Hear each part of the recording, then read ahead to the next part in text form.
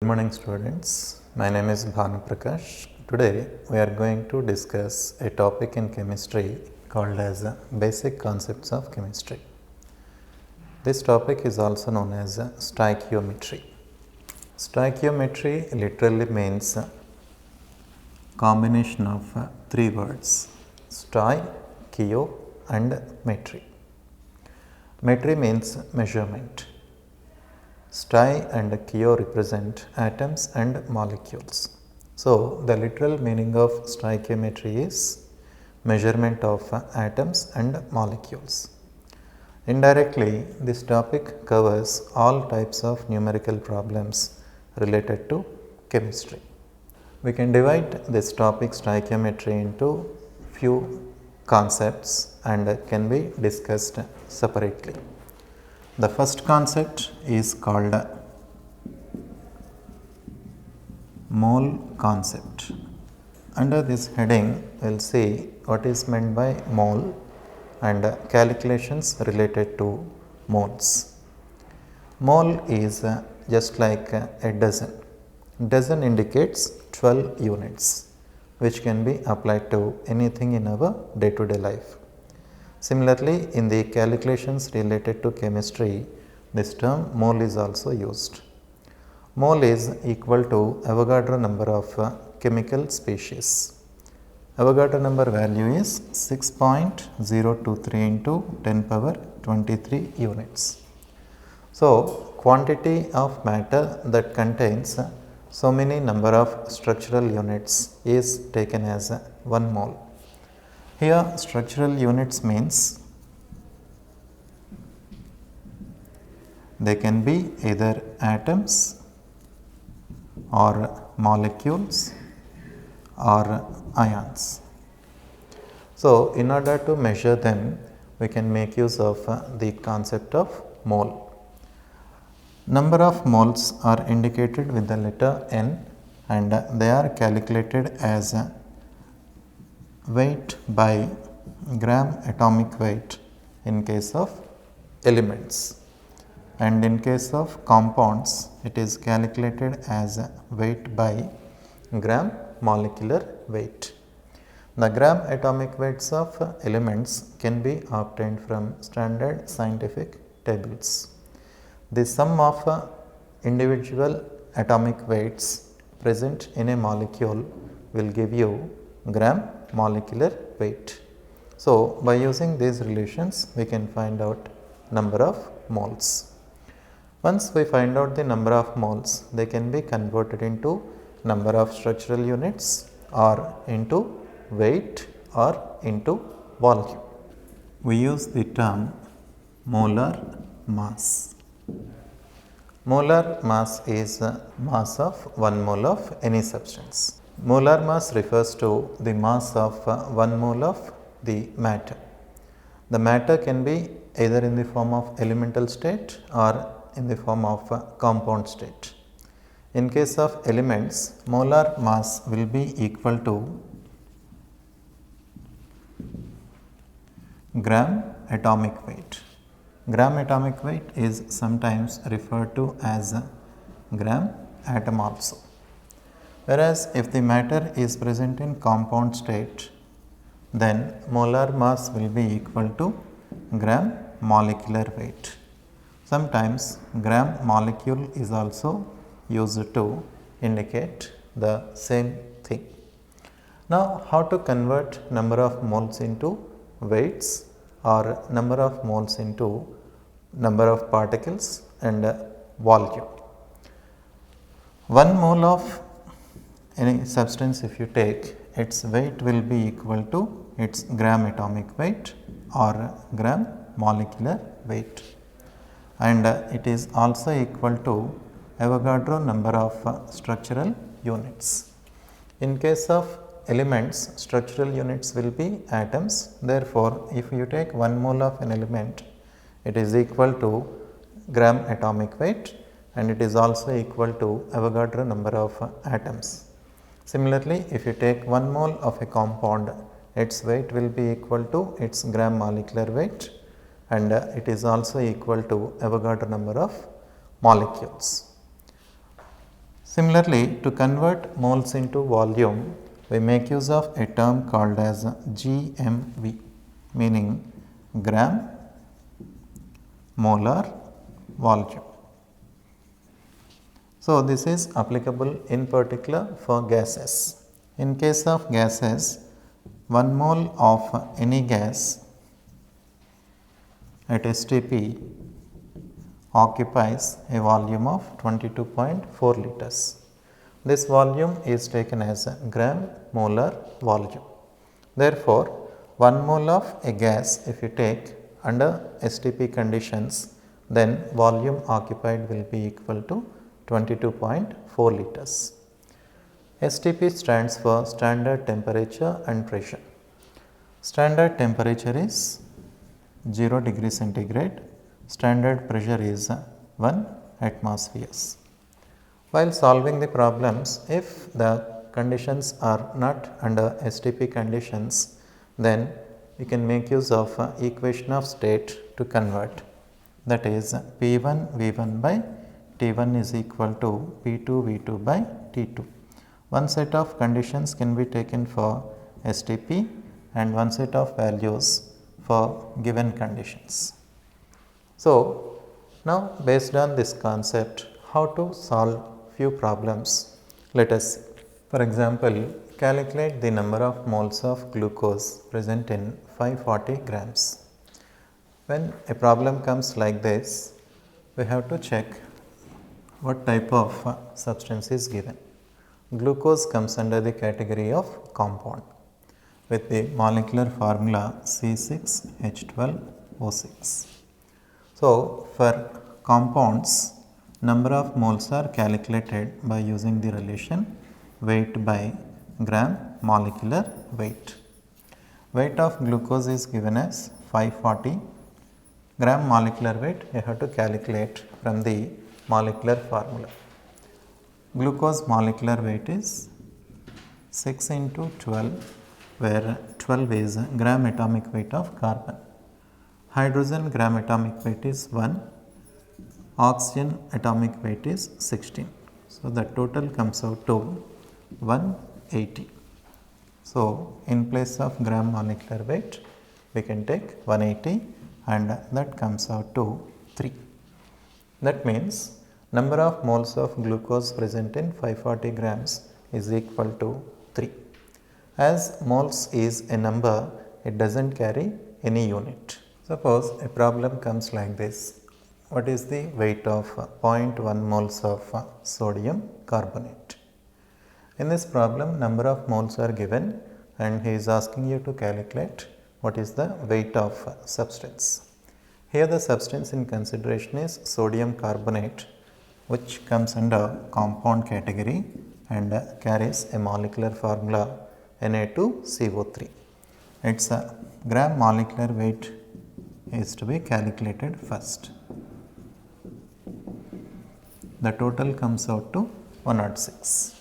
As it is a compound, number of moles are calculated by using the relation weight by gram molecular weight. As number of moles are given as 0.1, weight you have to calculate, gram molecular weight is 106. So, from that weight comes out to 10.6. The weight carries units and in CGS system it is grams. So, the weight of 0.1 moles of sodium carbonate is equal to 10.6 grams. Calculate the number of molecules present in 1.12 into 10 power minus 7 cc of a gas at STP conditions. So, here volume of the gas is given. We have to convert that volume into number of molecules. So, here also I have to make use of the concept of moles only. If you take 1 mole of any gas under STP conditions, it will consist of Avogadro number of molecules, that is 6.023 into 10 power 23, and it will occupy a volume of 22,400 cc, or in terms of liters 22.4 liters. In the given problem, volume is given in terms of cubic centimeters. Therefore, we are taking gram molar volume in terms of cubic centimeters. Now, reverse calculation has to be done. 22,400 cc of a gas will consist of 6.023 into 10 power 23 molecules. So, 1.12 into 10 power minus 7 cc of gas consists of how many molecules? That comes out like this: 6.023 into 10 power 23 into 1.12 into 10 power minus 7 by 22,400. This has to be simplified. 6.023 into 1.12 by 22,400 can be written as 224 into 10 power 2 into, here 10 powers will come out to 23 minus 7, that is 16.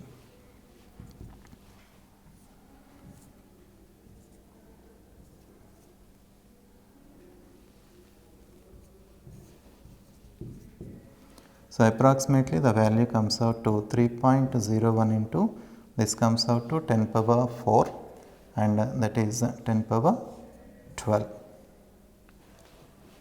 So, the number of molecules present in the given volume of gas is equal to, we can say 3.01 into 10 power 12.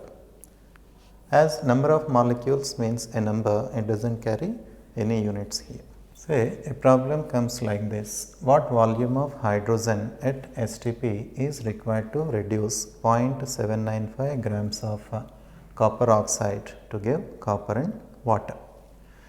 This problem is also based on mole concept only.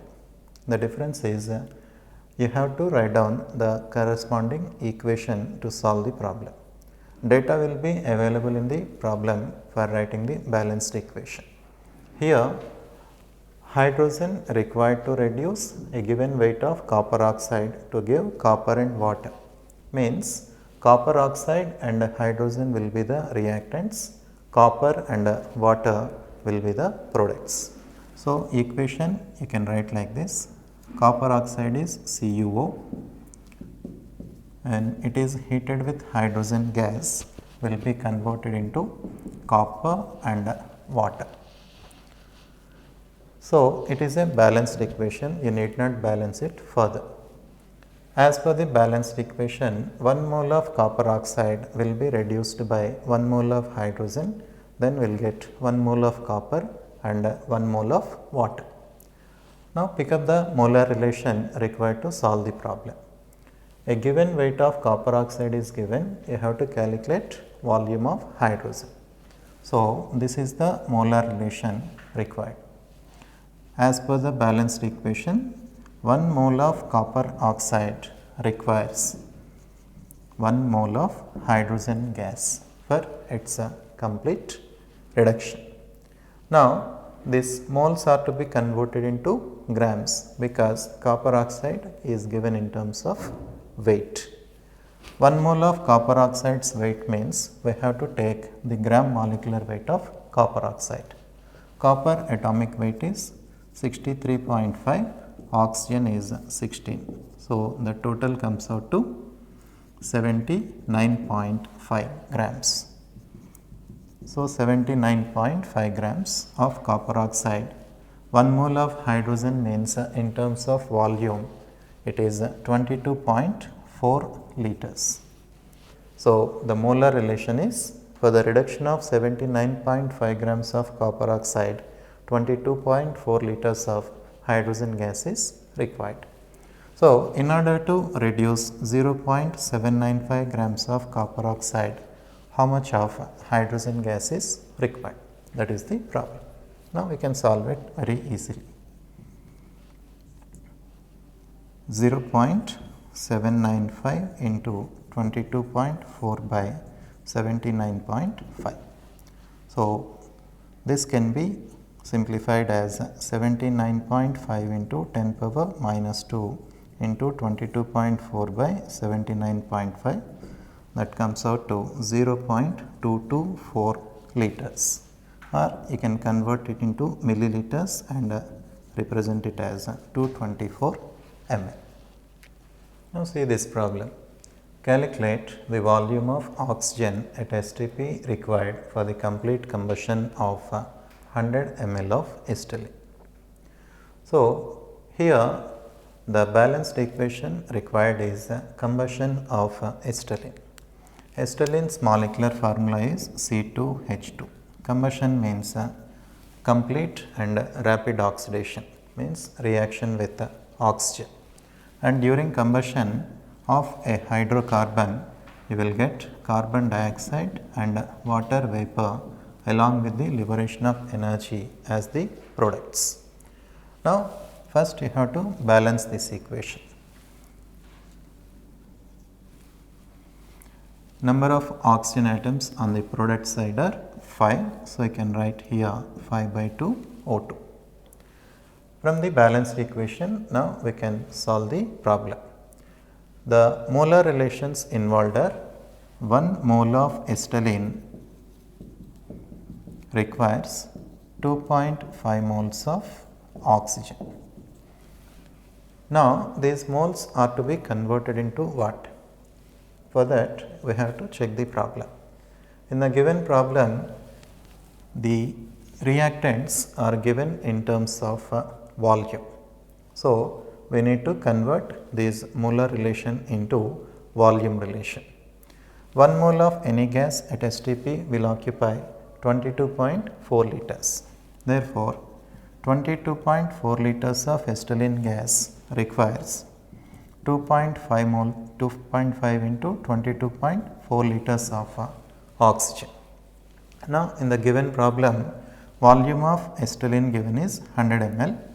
So, for that how much of oxygen is required? In this way we can calculate 100 into 2.5 into 22.4 by 22.4. So, that comes out to 250 ml. So, for the complete combustion of 100 ml of acetylene, volume of oxygen at STP required will be 250 ml. How much minimum volume of carbon monoxide at STP is required to react completely with 0.112 liters of oxygen at 1.5 atmospheric pressure and 127 degrees centigrade to give carbon dioxide?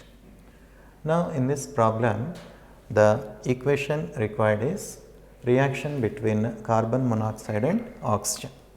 When carbon monoxide reacts with oxygen, the products obtained are carbon dioxide. Now, you have to balance the equation first. 2CO plus O2 gives 2CO2 will be the balanced equation. In this, what we have to calculate is volume of oxygen is given and you need to calculate volume of carbon monoxide that can react with it. However, the volume of oxygen is not at STP conditions. So, first we need to convert that volume into STP conditions. For that, you can make use of this relation called as equation of state. P1 V1 by T1 is equal to P2 V2 by T2. One set of values can be taken for STP conditions, second set of values for given conditions. The standard pressure in atmospheres is 1 atm, volume you need to calculate, temperature is 273 and the given pressure is 1.5 atmospheres, volume is 0.112 liters, temperature is 127 degrees centigrade. It has to be converted into Kelvin scale. To convert degree centigrade into Kelvin scale, you need to add 273. So, that comes out to 400. From this, volume of oxygen comes out to 273 into 1.5 into 0.112 by 400. This has to be taken as a volume of oxygen. Now, coming to the molar relation, 2 moles of carbon monoxide can react with 1 mole of oxygen to give 2 moles of carbon dioxide. As the calculations involved volumes, these number of moles are to be converted into volumes itself. 2 moles of carbon monoxide volume will be equal to 2 into 22.4 liters and 1 mole of oxygen's volume will be 22.4 liters. Now, the volume of oxygen involved in the problem is equal to this much. So, it can interact with how much of carbon monoxide, that is the problem. So, in the reverse calculation way you have to do it.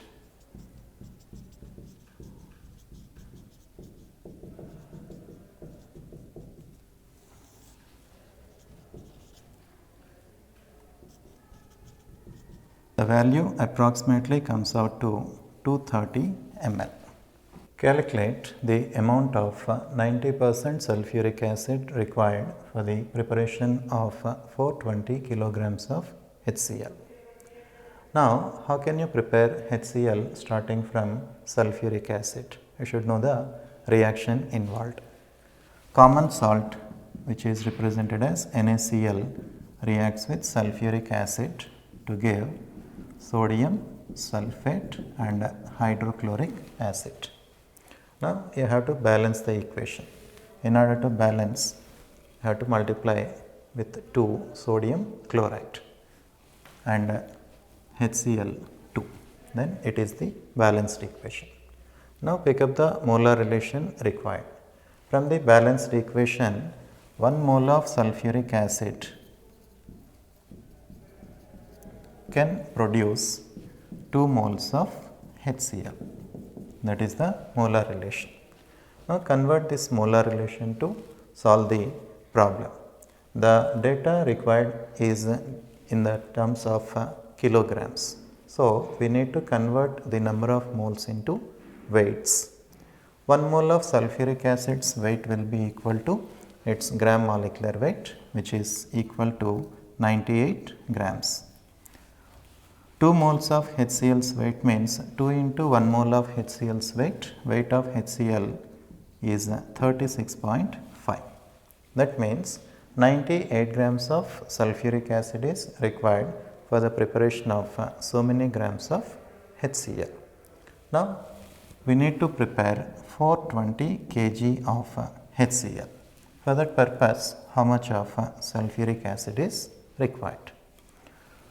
So, in this way we can calculate 98 into 420 by 2 into 36.5 kilograms. But this is true if sulfuric acid taken is 100% pure.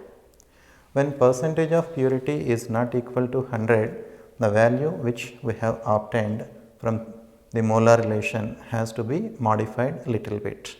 And the relation we make use is 100 into obtained value by given percentage of purity. That means 100 into the value obtained is this much and percentage of purity is 90. On solving this, we get the value of sulfuric acid in terms of kilograms. It comes out to 628 kilograms approximately. What volume of carbon dioxide is obtained by heating 4 grams of calcium carbonate? So, here we should know the reaction involved. When calcium carbonate is heated, it will decompose to give calcium oxide and carbon dioxide. The equation can be represented like this. Calcium carbonate on heating produces calcium oxide and carbon dioxide. It is a balanced equation as it is. Now, you have to pick up the molar relation required. You need to calculate volume of carbon dioxide from a given weight of calcium carbonate. So, this molar relation we have to make use. 1 mole of calcium carbonate can produce 1 mole of carbon dioxide. Now these moles are to be converted into weight because calcium carbonate weight is given. These moles are to be converted into volumes because we have to calculate volume of carbon dioxide. 1 mole of calcium carbonate's weight will be equal to its gram molecular weight, which is equal to 100 grams, and 1 mole of carbon dioxide's volume will be 22.4 liters at STP. Now the weight of limestone or calcium carbonate given is 4 grams. From that, how much of carbon dioxide we can prepare? The calculation is like this: 4 into 22.4 by 100. So that comes out to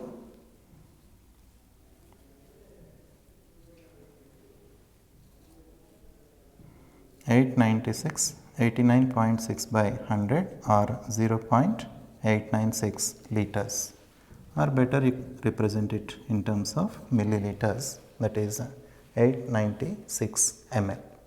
50 grams of a sample of sulfur was burnt in air. 4% of the sample was left over. Calculate the volume of air required at STP containing 21% of oxygen by volume. Like this, a problem is given. Here the reaction involved is when sulfur is burnt in air, it will react with the oxygen to give sulfur dioxide. So the balanced equation related to this problem is S plus O2 gives SO2. Now what we need to calculate is weight of sulfur and amount of oxygen. So molar relation has to be taken in between sulfur and oxygen. 1 mole of sulfur can react with 1 mole of oxygen. 1 mole of sulfur can react with 1 mole of oxygen. Now 1 mole of sulfur means in terms of weight 32 grams, and volume of oxygen for 1 mole is 22.4 liters. Now in the given problem 50 grams of sulfur he says, and out of which 4% of the sample is left out, means so many grams of sulfur has not reacted. Out of 50 grams 4% means it comes out to 2 grams. So weight of sulfur participated in the reaction is 48 grams. Now for the reaction of 48 grams of sulfur, how much of oxygen is required? That has to be calculated first. So it comes out to 48 into 22.4 by 32 liters. But what we need to calculate is volume of air required for the combustion of the sulfur in the given problem. Now data is also given that air consists of 21% oxygen by volume. What does it mean? If we take 100 liters of air, it consists of 21 liters of oxygen. So in order to get 48 into 22.4 by 32 liters of oxygen, how much of air has to be taken? So that calculation can be done like this: 100 into 48 into 22.4 by 32 into 21. That comes out to 160 liters. So those are some of the models based on the concept of mole. Now moving on further, the next concept in this stoichiometry or basic concepts of chemistry is calculation of oxidation states. What is meant by oxidation state? During the formation of a compound, an element combines with a specific number of other atoms of an element.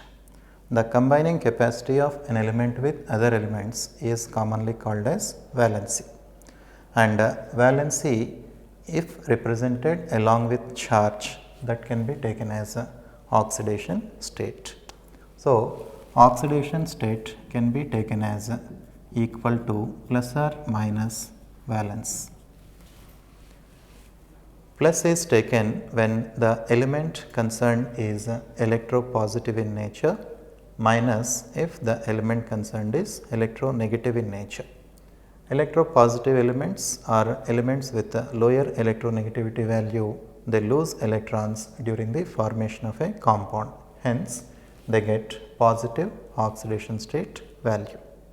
Whereas the elements with a lower electropositivity value or higher electronegativity value, they gain electrons during the formation of a compound. Hence, their oxidation state is represented with a negative sign. These oxidation state values are calculated by following some rules. They are: the oxidation state of fluorine is always taken as -1. It is a fixed quantity. It is taken so as fluorine is the most electronegative element. Then the second condition we follow is oxidation state of hydrogen. If hydrogen is in combination with the non-metals, its oxidation state is taken as +1. Same hydrogen, if it is in combination with metals, it is taken as -1. Then coming to oxygen, its common oxidation state is -2. But if oxygen is involved in the formation of peroxides, the value is taken as -1. If it is in combination with fluorine in monofluorides, the value is taken as +1, and in difluorides, the value is taken as +2. And if oxygen is involved in the formation of superoxides, its value is taken as -1/2. These are the various oxidation states exhibited by oxygen. So, as per the case, we will make use of suitable values for the calculation of oxidation states. Then, the oxidation state of any first year group element is always taken as +1, and that of second year group elements is always taken as +2. These are some of the standard values. By making use of these values, we will calculate the oxidation states of all other elements. While calculating, some other rules which are to be followed are: the algebraic sum of oxidation states of all the atoms in a molecule is equal to 0.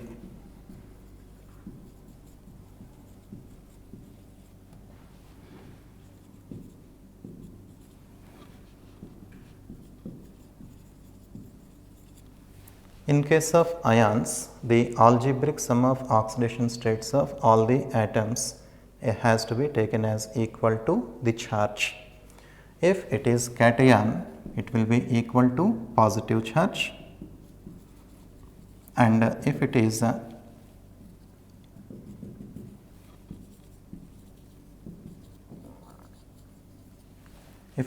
anion, it is equal to the negative charge. And oxidation state of any atom in its elemental form will be taken as 0. Elemental form means the way in which it is available in nature. Say for example, sulfur is available in nature as S8. So, if question comes like this, what is the oxidation state of sulfur in S8? You should say the answer is 0. Similarly, oxygen is available in nature in two forms, O2 and O3. O2 is called as dioxygen, O3 is called as ozone. So, in O2 as well as O3, oxidation state of oxygen has to be taken as equal to 0. So, that is what we call elemental form. And the most important rule that has to be kept in mind is the maximum oxidation state possible for any element will be equal to its group number, which is represented like this. And minimum oxidation state possible for any element is minus of 8 minus G. The maximum oxidation state possible for any element is of course plus 8. It is shown by only two elements, one is ruthenium and another one is osmium, that too in their tetroxides only.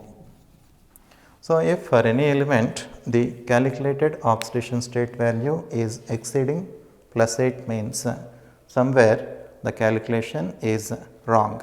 So, in such cases you can make use of this rule, and maximum oxidation state can be safely taken as equal to plus G, where G is group number of the element. Now, by making use of this concept, we have to calculate oxidation states of some of the elements in their compounds. What is the oxidation state of chromium in the following compounds? Few examples are given. Now, in order to calculate the oxidation state of chromium in chromium oxide, we will proceed like this. There are two chromium atoms. We need to calculate the oxidation state of chromium. So, let us say oxidation state of chromium is X, and the oxidation state of common oxidation state of oxygen is minus 2, and sum of the oxidation states of all the elements in a compound will be equal to 0. So, from this X value comes out to plus 3, which is the oxidation state of chromium in this compound Cr2O3. Now, coming to the second case, it is known as chromic sulphate. In chromic sulphate also we can proceed in the same manner. Chromium oxidation state you need to calculate, let us say 2x plus 3 into each sulphate ion carries a charge of minus 2 units. The net value is 0. From this X value comes out to again plus 3, which will be oxidation state of chromium in that compound chromic sulphate. This compound is known as chromium peroxide.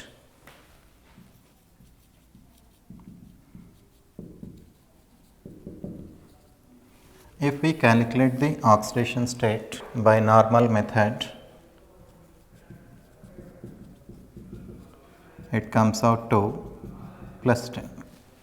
But plus 10 is not a allowed value, permitted value, because maximum oxidation state possible is plus 8, and that is applicable only for two elements, that is ruthenium and osmium.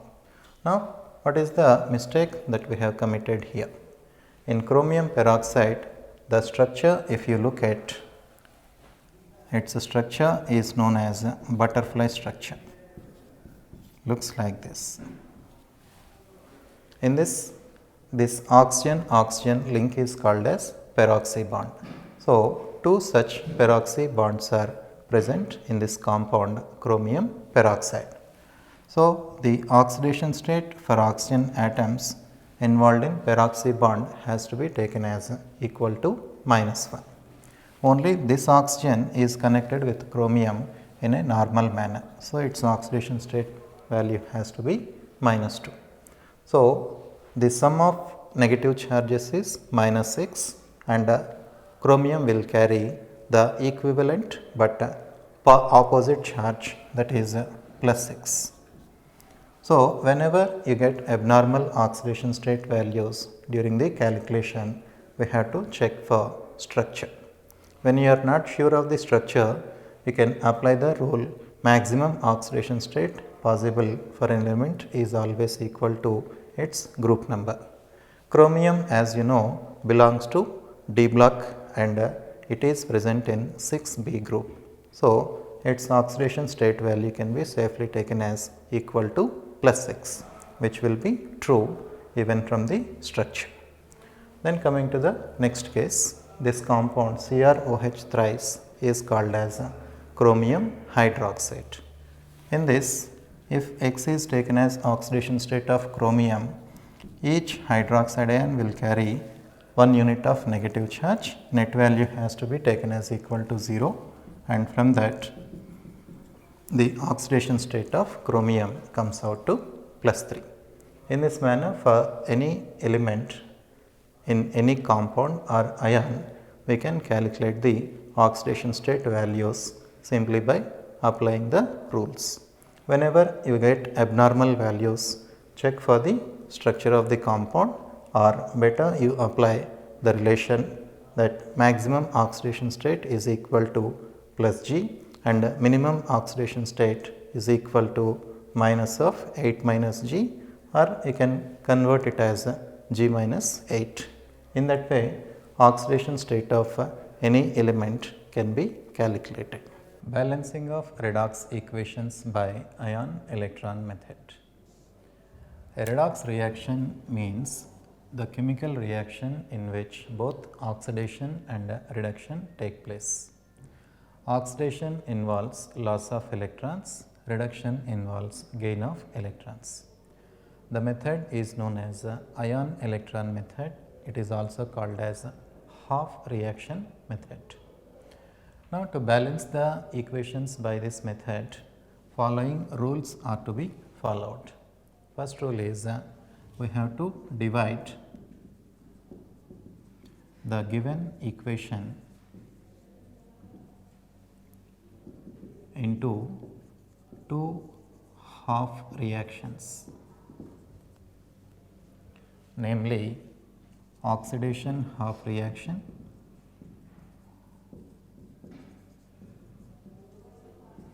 and reduction half reaction based on difference in the oxidation state values. After dividing the given equation into two half reactions, each half reaction has to be balanced in the following sequential order. First, we have to balance elements other than oxygen and hydrogen by trial and error method. That means just you have to multiply with suitable numbers so that the element is balanced. Then we have to balance oxygen, and the rule for balancing of oxygen is add required number of water molecules on the deficient site. Then you have to balance hydrogen. For balancing of hydrogen, we have to check the medium of the reaction. If the reaction takes place in acidic medium, on the deficient side, straight away we can add required number of H plus ions. If the reaction takes place in basic medium, first we should add water molecules on the deficient site and equal number of OH minus ions on the opposite side. Then finally, charge has to be balanced by means of addition of electrons or subtraction of electrons. In the final stage, again the two half reactions are added together to get completely balanced equation. So, these are the rules to be followed for balancing of redox equation by this method known as ion electron method, also called as half reaction method. Now, we will take up two examples and see how to balance those equations by means of this method. Now, we have to balance this equation by ion electron method. When a reaction is given, we should check above the arrow mark. If H plus ion is present, that indicates reaction is taking place in acidic medium. If here OH minus ion is present, it indicates that reaction is taking place in basic medium. The first step that we have to do is calculate the oxidation states of elements other than oxygen and hydrogen. Here in the given problem, Other than oxygen and hydrogen, the elements present are manganese and sulfur. Here the oxidation state of manganese will be +7, sulfur +4. In the product side, manganese oxidation state is +2 and sulfur oxidation state is +6. So, for manganese there is a decrease in oxidation state from +7 to +2. Wherever there is a decrease in oxidation state, that should be taken as a reduction half reaction. Then for sulfur, oxidation state is changing from +4 to +6. When there is increase in oxidation state, that should be taken as a oxidation half reaction, commonly represented as OHR. Now, in this way, we have divided the given equation into two half reactions, namely reduction half reaction and oxidation half reaction. Now, we have to balance each half reaction in a separate manner. First, let us separate the reactions.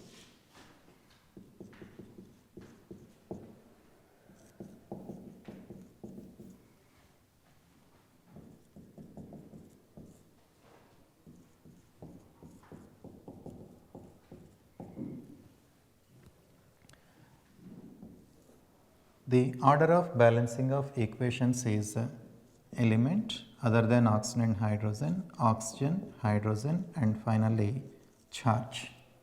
This can be used in the form of a checklist. Now, in this half reaction, element other than oxygen and hydrogen present is manganese, which is already in a balanced state. Then coming to oxygen, on the reactant side there are 4 oxygen atoms, on the product side there are no oxygen atoms. So, as per the rule, on the deficient side we have to add required number of water molecules to balance oxygen. As there are 4 oxygens, here we are adding 4 water molecules. With that, oxygen is balanced. Then coming to balancing of hydrogens, on the product side there are 8 hydrogens, no hydrogens on the reactant side, and reaction is taking place in acidic medium. Therefore, as per the rule, on the deficient side, that is reactant side, we will add required number of H plus ions, that is 8, for balancing of hydrogen. Finally, we have to balance charge by means of electrons. For that purpose, the difference in oxidation state has to be taken. Initial oxidation state is +7, final oxidation state is +2. The difference is 5, and as it is reduction, it involves gain of electrons. Therefore, the difference in oxidation state is taken as number of electrons on the reactant side.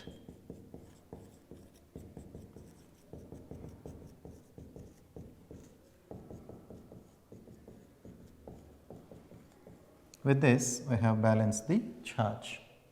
Now, same procedure has to be applied on the other half reaction also. Here, the element other than oxygen and hydrogen present is sulfur. It is also in a balanced state, so you need not balance it. Next, oxygen. On reactant side, there are 2 oxygens. On the product side, 4 oxygens. As per the rule, the oxygen atoms are balanced by adding required number of water molecules. In this case, it is 2 water molecules. Then, for balancing of hydrogen, on reactant side there are 4 hydrogens, whereas on the product side only 1 hydrogen, and the reaction is taking place in acidic medium. So, on the deficient side, we can add required number of H plus ions.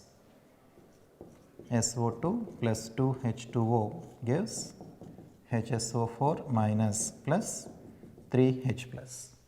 With this, hydrogen is balanced. Then coming to balancing of charge, sulfur oxidation state is changing from +4 to +6. So, difference is 2 and it is oxidation. As oxidation involves loss of electrons, it is depicted on the product side. So, the last stage is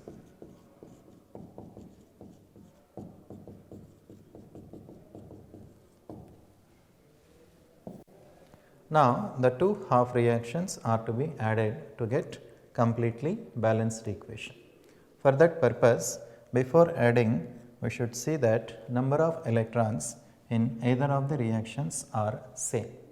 If they are not same, multiply with suitable numbers.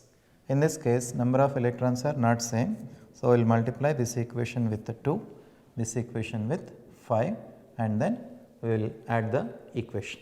Multiplying this equation with 2, we get 2MnO4 minus plus 16H plus 10 electrons gives 2Mn plus 2 ions plus 8H2 water molecules. Multiplying the second equation with 5, we get 5SO2 plus 10H2O gives 5HSO4 minus plus 15H plus 10 electrons. While adding the two half reactions, if anything are common on opposite sides, they can be subtracted. Here the number of electrons are equal in number, they get cancelled. 2MnO4 minus plus 5SO2 plus, here 10 water molecules, on product side 8 water molecules are present. So, the difference can be taken as 2H2O. Here 16H plus ions are present, on the opposite side 15H plus ions are present. The difference will be 1H plus ion. On the product side, you will get 2Mn plus 2 plus 5HSO4 minus. So, this is the completely balanced equation which can be verified in this order: element, oxygen, hydrogen. As far as elements are concerned, 2 manganese atoms are present on the reactant side, 2 on the product side. Sulfur, 5 sulfurs, 5 sulfur atoms on the product side.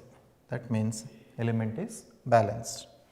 Checking for oxygen, on the reactant side 8 plus 10, 18 plus 2, 20 oxygen atoms are present. On the product side also 20 oxygen atoms are present. That means oxygen is balanced. Last, we have to check for hydrogen. Here 4 plus 1, 5 hydrogens. Product side also 5 hydrogens are present. That means the equation is completely balanced. In this way, we can cross verify whether the equation is completely balanced or not. So, this is about balancing of redox equations by ion electron method when the reaction is taking place in acidic medium.